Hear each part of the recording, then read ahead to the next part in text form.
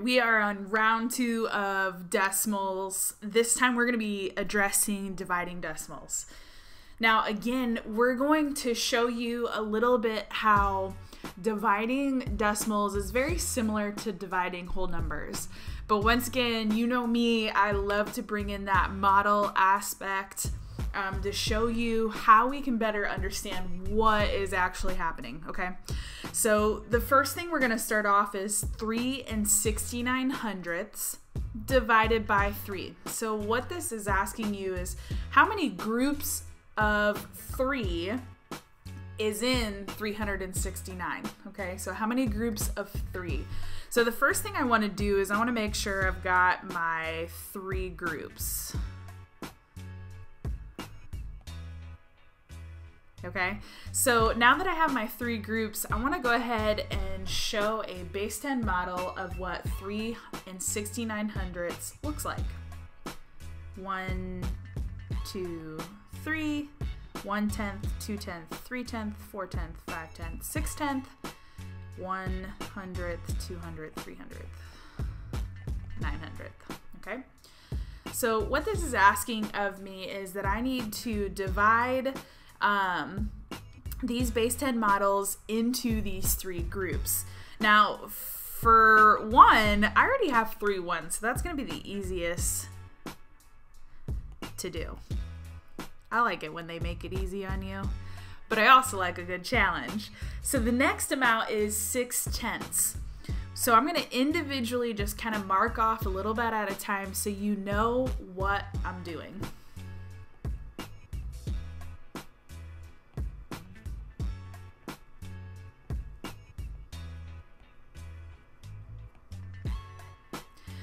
It's nice because with this number, I don't necessarily have to borrow and regroup, so make sure that you know that each one of these can be borrowed and regrouped if it's not evenly displaced in a group, okay?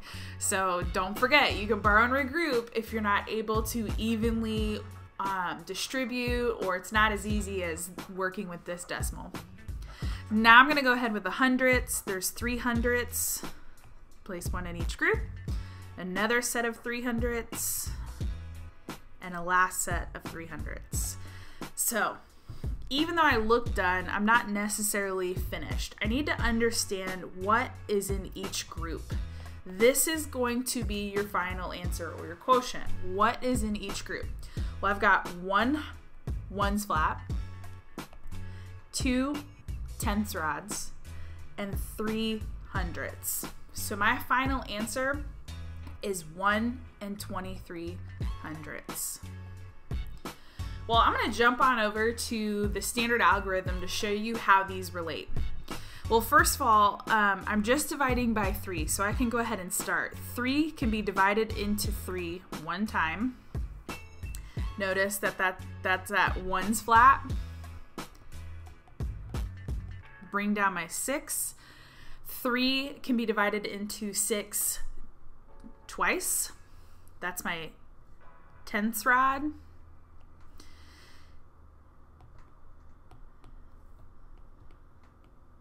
And 3 can be divided into 9 3 times. That is my 3 hundredths. So it's very important to understand that when you're placing your decimal point in a problem, it goes right above that quotient line. If you do not have that decimal, it looks like 123. Your value is not 123. It's 1 23 hundredths. Okay, the next problem I want to show you is 1 8/10 divided by 3/10. Now, I kind of went ahead and used a hundreds grid. You can easily do this by drawing your hundreds grid or your ones flat and then 8/10. Either one, it's kind of a little bit easier if you use a hundreds grid just to make it kind of visually organized. So far I've highlighted 1 8/10. Or this can also be said as 18/10. There's 18 rows that are highlighted. And we want it to be divided into 3/10 groups. So every 3/10 I'm gonna circle it and place it into a group. I'm dividing it into a group. So we've got 1, 2, 3. Boom. All right, next set, 1/10, 2/10, 3/10. And I'm gonna keep going until I can no longer divide them into a group. Don't worry about that space there, that's okay.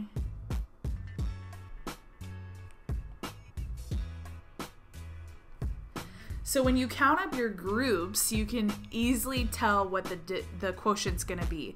So we've got 1, 2, 3, 4, 5, 6 groups of 3/10. 6 groups of 3/10. Now, if you don't have a hundreds grid, let me show you really quickly how we get that from drawing base 10 models. I already have 1 and 8/10. Well, I know that every 3/10 I can circle, but the problem is I'm dealing with this ones grid that's gonna need to be regrouped. So I'm gonna regroup it into 10 more 10th rods. So that way I can work with just my tenths. I have 18 tenths. So now I can divide them into groups of 3. So let's go ahead and do that. Or excuse me, yeah, every 3/10.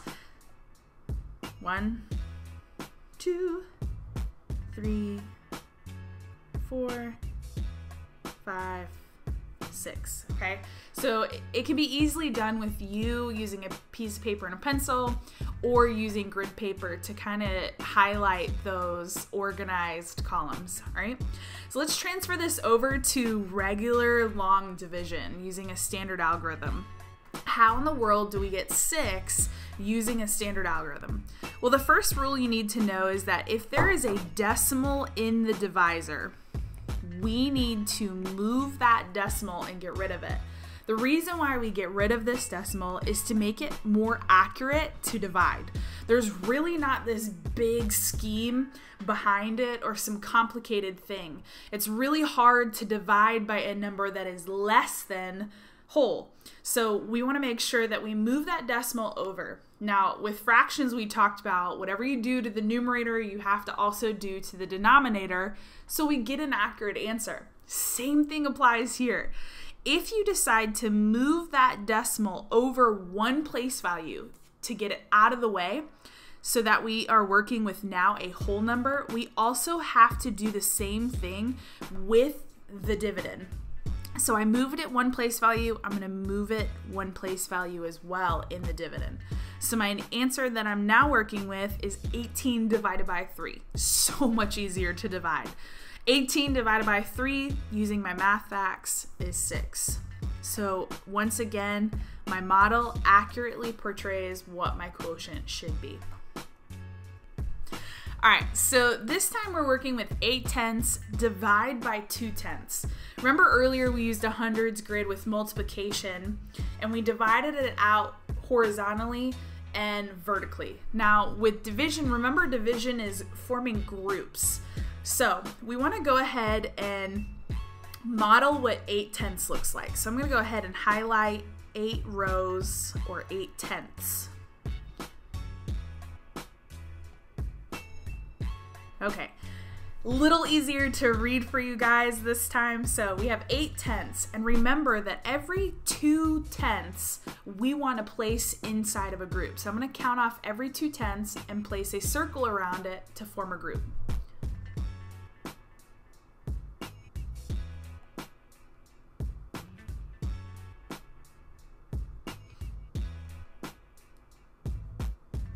Done. So within each group, I should know what my final quotient's going to be. I have 1, 2, 3, 4 groups. So I have 4 groups of 2/10. So 4 is my final answer. Well, what does that look like once again using a standard algorithm? If I don't necessarily need a model anymore because I feel confident in solving these as standard algorithm, the only step that you need to remember is get rid of that decimal point if it's in the divisor. We do have one, so we're gonna move it out of the way. Do you remember what we do next? I really hope you told me that you're moving the decimal also in the dividend one place, okay? So that means that we're working with simply 8 divided by 2 because that decimal point comes after the 8. So 8 divided by 2 is 4. I don't necessarily need to keep this decimal point here because what comes after it is a 0. So either answer is going to be acceptable. You can either have 4 and 0/10 or just 4 as a whole number. Let me move that over for you guys. Okay? They are all equal.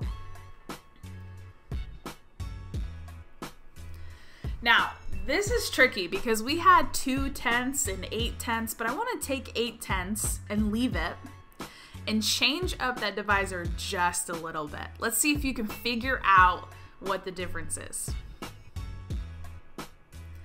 All right, so I have 8/10, and this time I decided to divide it by 2/100. So I'm gonna go ahead once again and highlight my 8/10.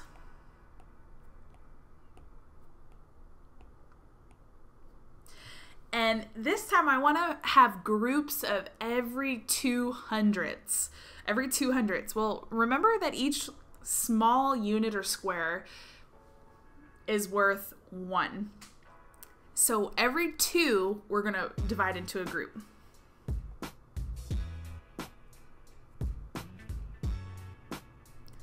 So that's a group. We have another group. So I've done 1/10 so far. So I want you to pause and see if you can, based off our previous answer, which is 4, see if you can now figure out what the answer to this problem is going to be. And I'm going to go ahead and circle each group of 200ths.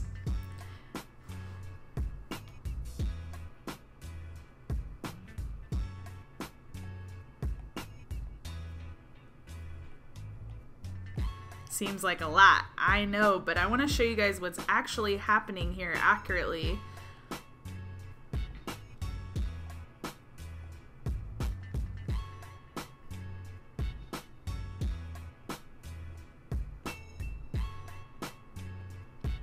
Whew.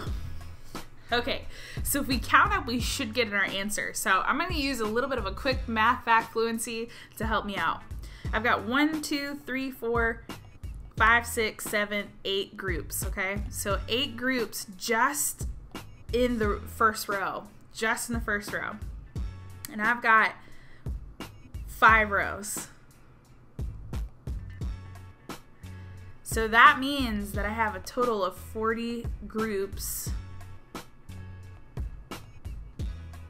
of 200ths. Our last answer was 4 because we were dividing by 2/10. So this time, because we shifted a place value, we ended up multiplying it by 10. All right, so what does this look like using standard algorithm? You guessed it. We have a decimal point in the divisor, but this time there is actually 2 place values that we are using behind that decimal point. So we need to move that decimal point twice to get rid of it. That way we can get a more accurate answer. So if I moved it twice in the divisor, guess what I got to do in the dividend? Now there's not really a place value digit here. So when there's nothing listed in that place value, that represents 0. And then I can go ahead and divide. So what this is asking of me is that I'm dividing 80 by 2.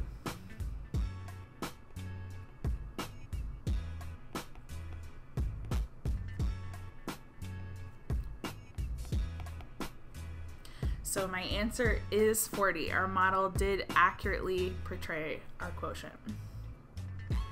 All right, guys, you've hung in there long enough. We are rounding like the 14-minute mark. This is our last problem. We are given just a simple standard algorithm, and I've been showing you along the way for a reason. So I want you to be able to pause this video and see if you can solve this by yourself. If you can't, watch the video, then go back and switch up some of the digits to see if you can help yourself out. That way you can use the video as a guide. So right now we're dividing 4 6400ths by 1 3/10. You guessed it, there is a decimal in the divisor. So we need to move it out one place value. So if I move it out of the way one place value, I also need to move it once in the dividend, which means my decimal point should be right above in that quotient, okay? So from here, I'm working with 46 4/10 by 13, okay? So now I'm gonna just practice some of that math facts that we used in multiplication a while back. We're still using it. So 13 is a really kind of harder, more difficult number to multiply with. So I'm just gonna multiply off to the side. I'm trying to get to 46. How many groups of 13 can be divided into 46? So I'm gonna go ahead and try 13 times 2 and 13 times 3 off to the side.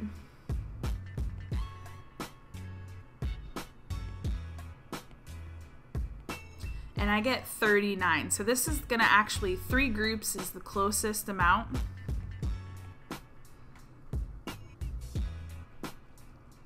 Okay, so from here, I'm gonna go ahead and just like we've learned in division, I'm gonna bring down the next digit or the next place value. So now I'm working with 74. I'm gonna pause for a second, and this is really important to know. If my decimal point is here, it also needs to be right above it in the quotient. That way I'm keeping my place values aligned and intact, okay? So now I'm working with how many groups of 13 can go into 74? Well, 74 is a little bit of a higher number, so I'm gonna try 13 times 5. And if need be, go into 13 times 6. I get 65, that's pretty close. I wanna just double check. Oh, 78 is way too high, so we can only work with 5 groups and subtract. Okay, so here's where most people wanna stop, but with decimals, what people don't understand oftentimes in 5th grade is that there is a missing, not really missing, it's kind of invisible, 0 here. Because remember, when you don't see a digit in that place value, it means that it has the value of 0. And we want to carry out this number in the hundreds place, or even in the thousands place to get a more accurate answer. So I'm going to add a 0 and bring it down. And then just continue multiplying it out. So I know that 13 times 6 is 78. Just to prove it to you guys, what we multiplied last time. So I'm gonna try to see if 13 times 7 will get us closer, and it does not, because 13 times 7 is 91. 91 is greater than 90, so we cannot use that number. So we're gonna go ahead and use 6 groups and subtract 78. Now I could stop here in the hundreds place, but in 5th grade, that's normally where we stop. But I just want to show you that we could actually keep going into the thousands place. So I have 120, and the closest number is going to be when I multiply by 9 groups. So I can place a 9 here and subtract 117, and once again we do have a remainder, which means we could add another 0 and keep on going. But for right now, an accurate answer, or as accurate as we need, is the 3 569 thousandths.